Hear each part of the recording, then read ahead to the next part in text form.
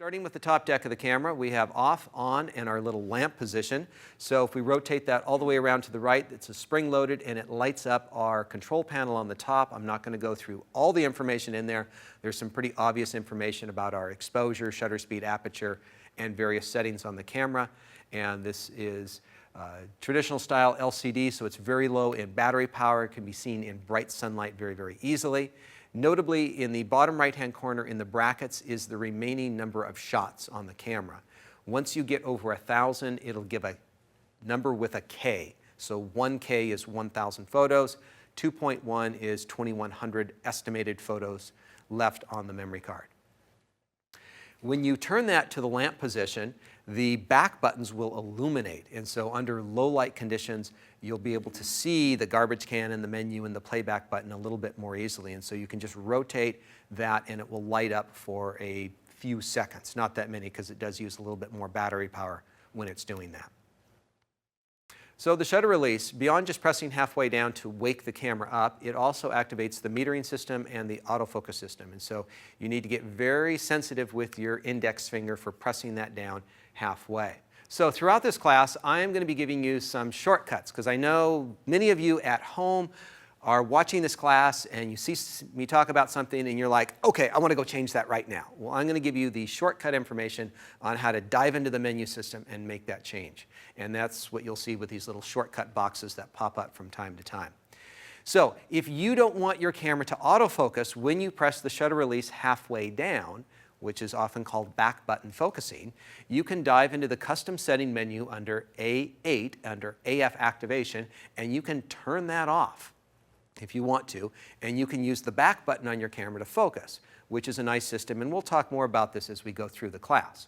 Now, if you don't want to jump ahead and make this change right now, you just kind of want to follow along one step at a time in the class, not to worry, we're going to come back, we're going to talk about this again. This isn't the only time we're going to talk about it. All right, so let's talk about the exposure control of the camera. How do we control the exposure system? First up is the ISO. This is the sensitivity of the sensor. The camera will get the best, cleanest data when it is set at ISO 100. If you need a greater sensitivity, which is usually necessary when you need faster shutter speeds, if you're in a low light situation and you're shooting action, you're going to need to probably bump up that ISO to 400 or 800 or 1600, and this camera will go up to 51,200, and then it has 5 high settings that go all the way up to 1,640,000, which is only topped by the Nikon D5, which goes one stop further, which is 3.2 million in its ISO setting. And so I, of course, am very interested in quality of images at different ISOs. So I want to run through the basic ISO settings on this camera and do a little test to see how clean the data is from this camera. So you can shoot as low as 50, but it's not as good a quality as 100. The difference between 50 and 100, not greatly visible in this example, is that 50 has a little less dynamic range. And so when would I use 50? And when I am absolutely desperate for longer shutter speeds and I need to lower the sensitivity of my sensor. If I was shooting a waterfall and I was at a ½ second and I really, really wanted to be at 1 second, that's when I would probably go down to ISO 50. But other than that, I would probably stay at 100 as much of the time as possible. Now, in case you can't see your screen very clearly, I got a giant one here in front of me, I can tell you that 100, 200, 400, 800 are just all super, super clean, and then maybe those of you with the most pickiest amount of detail-oriented eyes are going to start noticing a little bit of noise at 1600, but it is really clean. It gets a little bit more noticeable at 3200 and 6400, but in general, these are all very workable, usable ISOs. All right, let's take it up a little bit further. Okay, so getting up to 12,000 and 25,000, you're starting to notice some real noise.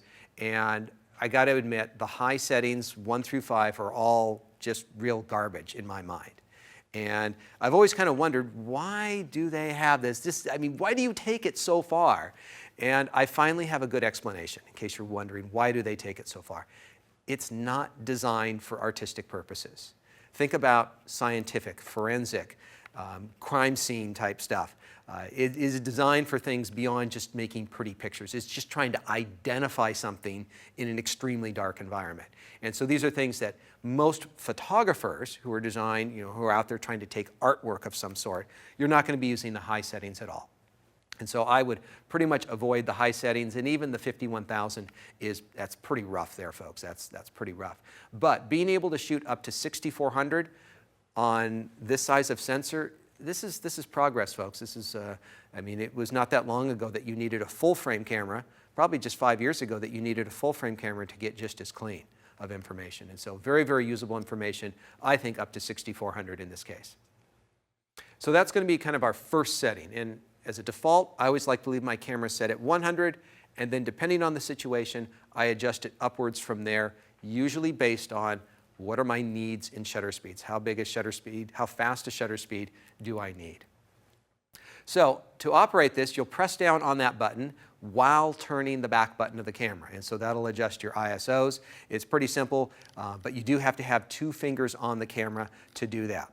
Now, if you press down on the ISO button and then turn the front dial, which will require a different button, different finger, because it's hard to change with that index finger. So I usually use my thumb up there on the ISO, and then I can turn the auto ISO on the front. So if you want, you can have the camera automatically control the ISO for you. And most serious photographers who are very deliberate in wanting to get exact results prefer to manually set the ISO. But there are situations where it just makes it easier to let the camera choose the ISO because the sensitivity is so smooth and clean in its information. And we're going to talk more about auto ISO when we get into the photo shooting menu and the ISO sensitivity settings, because it's going to work as a very nice device when used with certain settings on the camera in certain situations. So as a general rule, I like to do manual photography. I generally avoid auto ISO. But anyone who knows how I really shoot in the field knows that I will occasionally use it. It's a special tool that has its place and purpose, and it does work very well. And one of the nice things about Nikon is that they give you some very fine-tuned controls about how the auto ISO is adjusting the sensitivity in your camera. It's one of the best controls of any camera out on the market. And we'll get into that when we get to that section in the menu. Next up, dealing with exposure control, is our exposure modes. This is the way that our cameras are setting shutter speeds and apertures. So we're going to press down on the mode button. We're going to turn the main command dial in the back of the camera, and we're going to be able to change between our 4 common settings on this camera. So let's talk about each of these different ones. First up is the program mode. So in the program mode, the camera is setting shutter speeds and apertures for you based on the amount of light coming in the camera. The camera is also basing these on the fact that it assumes you are hand-holding your camera and you need a shutter speed fast enough to hand-hold the camera. And if you're on a tripod, that's not necessarily true. So just be aware that that's how it's looking to set the exposures. Now, as you look through the viewfinder, you'll be able to see, starting on the left, below the image that you're looking at, the shutter speeds, apertures, and then we'll talk more about the light meter in a moment, and then on the far right, there's going to be a number that is the images left. So once you're in program, this is a great mode if you need to hand the camera off to one of your friends or a family member and just say, hey, can you take some photos? And you want to make it really simple for them. It's also nice for us photographers when we're in a rush or the exact shutter speed and aperture isn't super important. The example I always give is when mom calls out, hey, you got to take a picture of the birthday cake. Okay, mom, I'll take a picture, I'll throw it in program, and I just need a basic shot. There's nothing really fancy about it.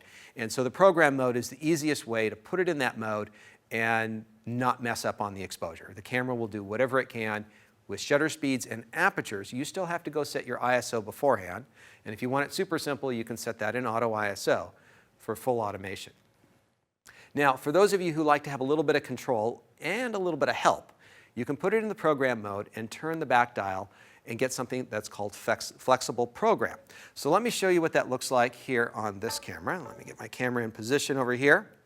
Now, one of the things I'll be doing in this class is I want to show you what's going on with this camera. And to show you on the back of the camera, I'm going to hit this info button over here so that you can see what's happening with our shutter speeds and apertures. So right now, I have it set, the ISO set at 1600. I'm at f8 at 12/50th of a second. And as I got to hit the info button so it stays away. And as I move the camera around, you can see that the camera is giving us various shutter speeds and apertures. Now, if I said, I don't want to shoot at f8, I want to shoot at f4, what I can do is I can just turn the back dial until I get to f4. And you'll notice by the P, there's a little asterisk over there, which means that I have made a change in the program. And so if I turn the camera off, and I turn it back on, do you think it's going to be at f4? No, it kicks back to its default setting.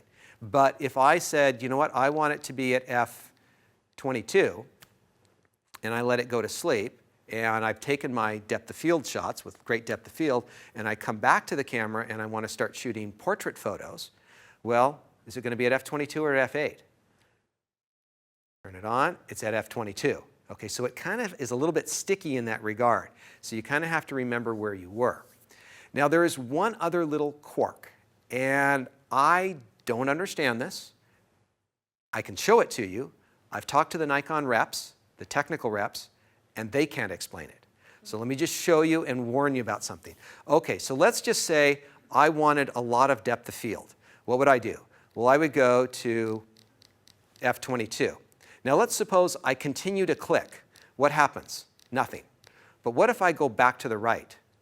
Nothing's happening. Left, nothing. Right, nothing. Okay? And so nothing's happening. And this happens to people all the time in my classes. They're like, I'm moving the dial and nothing's happened. Well, if you recall, I went to the left a whole bunch. Now I got to come back to the right a whole bunch, and I finally get back into the working area. And it's kind of strange. It's as if Nikon has a range that you can move between, and that range is right there, but it lets you go way past it, and you're moving around, and you got to keep clicking, clicking, clicking, clicking until you get back into that range. And so there's nothing wrong with your particular camera. We just need to get word back to Japan that this is awkward and it doesn't need to be. But that's what's happening, as I say. I can show it to you, I can't explain it. All right, next up is shutter priority. Shutter priority is where you get to choose the shutter speeds and the camera will figure out the aperture. So this is a great mode when you know you need a fairly specific shutter speed to stop the action, like an eagle going into a river and grabbing a fish out of it. All right. Now, there's a lot of different shutter speeds that we can choose on this camera, so let's talk about some of our shutter speeds. We have a top shutter speed of 1/8,000th of a second. It goes down to 30 seconds, and then we get to something called bulb. So what bulb is, it is a long time exposure.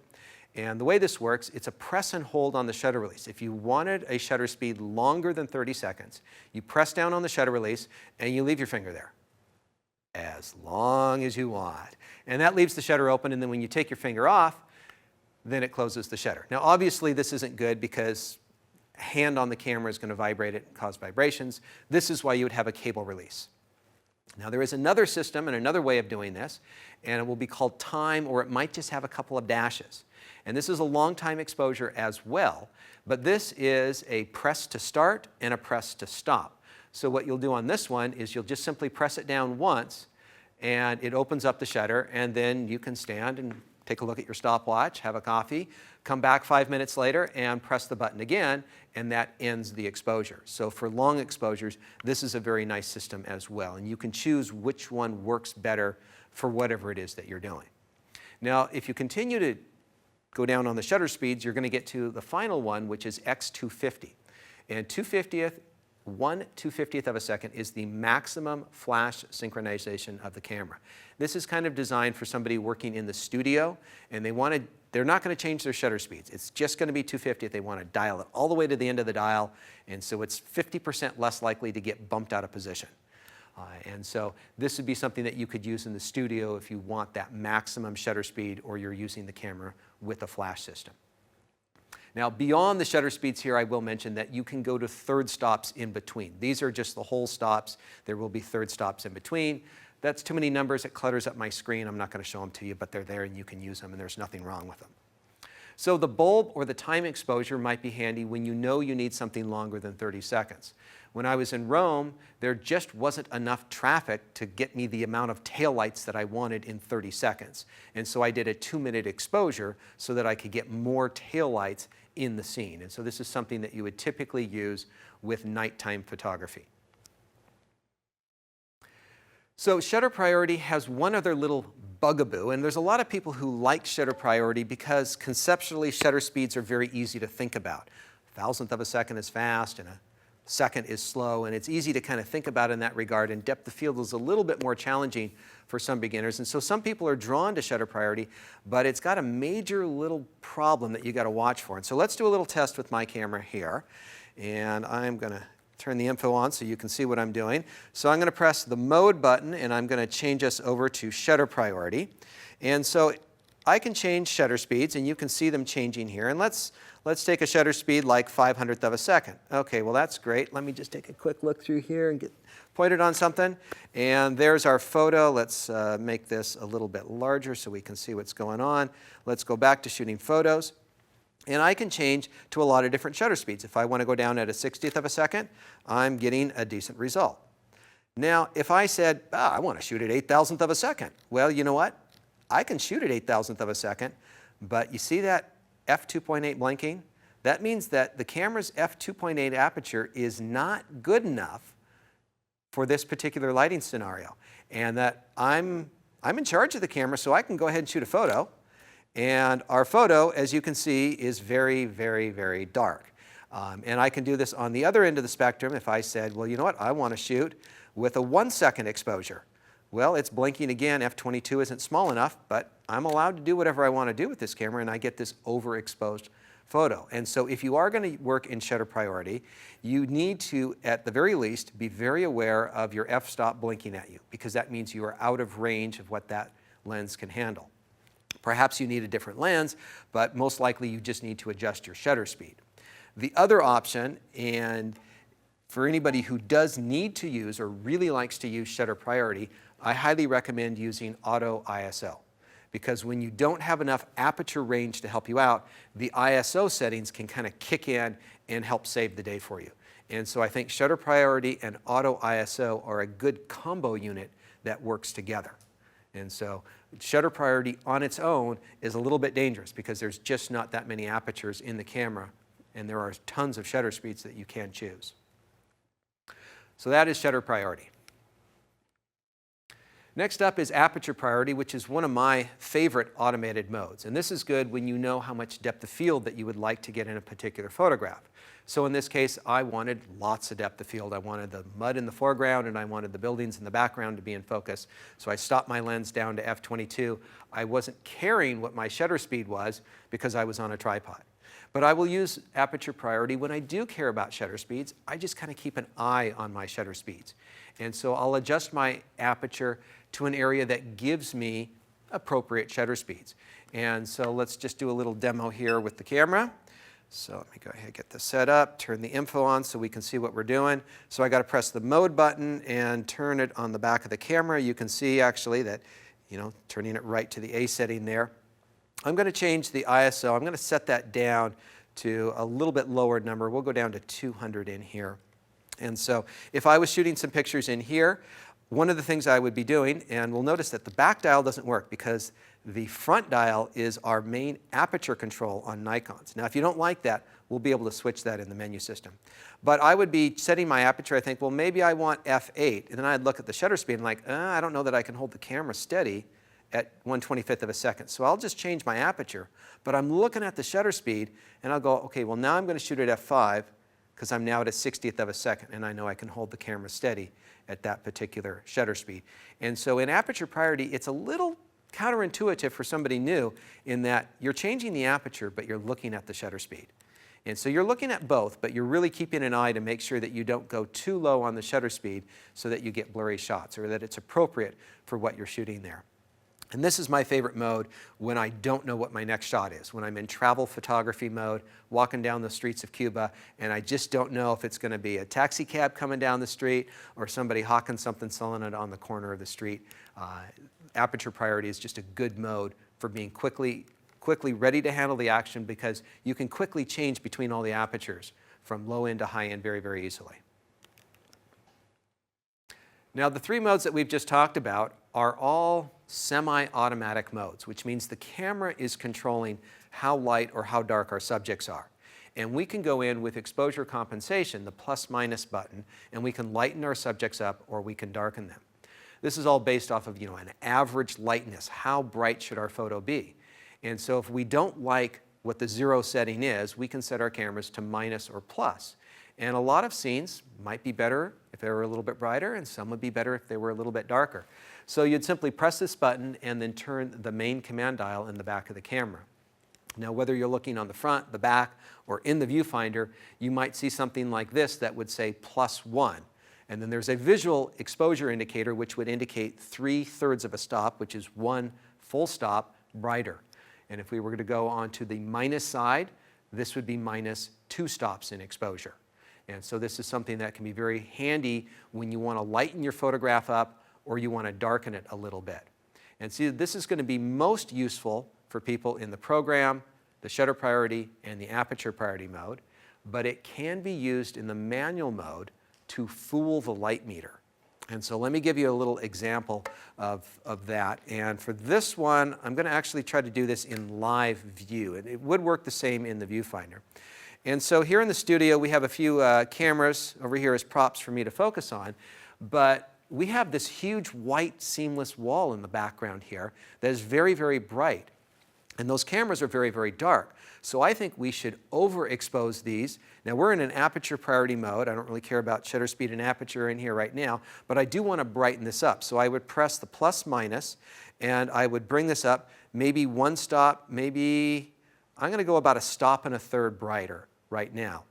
And so this is one way to solve the exposure problem in here in aperture priority is with a plus 1.33 exposure compensation. Now, the other way that I could deal with this is I could put the camera in a manual mode.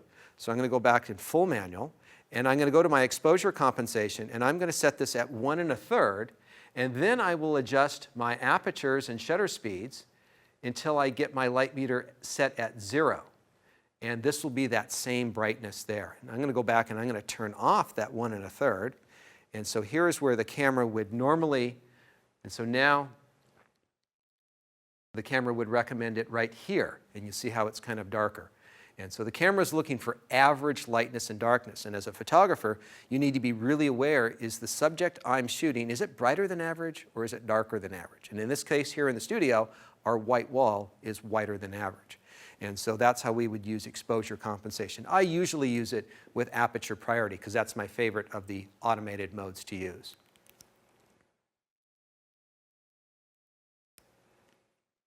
All right, let's get to manual. So in manual control, you are controlling shutter speeds and you are controlling apertures as well. Inside the viewfinder, you'll be keeping a close eye on the light meter to see where that is. You're going to kind of start off with it at the 0 setting, but then you can adjust it upwards or downwards according to its needs there. My favorite reason for shooting manual is that I get consistent shots from shot to shot in tricky lighting situations. And usually in a situation, I don't take one photo. I take several photos. I want to play around with composition and timing and other elements. And so in a tricky situation like this, where we have some very bright highlights, we have some very dark areas, I'm going to figure out my exposure manually first. And then I'm going to move the camera around a lot. And generally, subtle movements of the camera, the exposure doesn't need to be any difference at all. And so anytime you're shooting multiple photographs in the same lighting situation, highly recommend shooting manual. That way you get consistent results as long as you have time to set things up the first time around to make sure that you're getting the right exposure. And so in the manual exposure, let's go ahead and take a look at the back of the camera. Kind of just did this, but we'll just do it again. And so on the back of the camera, you're going to be looking at the exposure meter. Now there's another one on the top, and there's another one in the viewfinder itself. And if I was shooting a photo, I would need to make a decision. Shutter speeds or apertures. I'm going to set one of them first. And it depends a little bit on the type of shot you're shooting. I got some cameras on a stand over here, and I don't want too shallow of depth of field because they're at slightly different distances. So I'm going to want this to be at f8, we'll say. And then I will adjust my shutter speeds according to the light meter, and in this case, it puts me at 1/40th of a second. Well, let's just pretend for a moment that I'm handheld. Well, maybe I need to compromise and I want to get my shutter speed up to 1/60th of a second, which means my aperture would come down to f6.3. I could either accept that or I could say, you know what, let's just bump up the ISO by a couple of bits, and I'll keep my shutter speed there, and I'll get my aperture back down at f8, and I've dialed in exactly the settings that I want.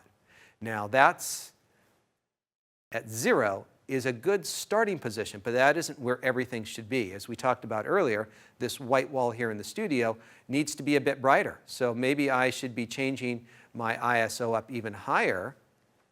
Let's see, ISO here, so that I get about a stop overexposed in this case. And so right about here.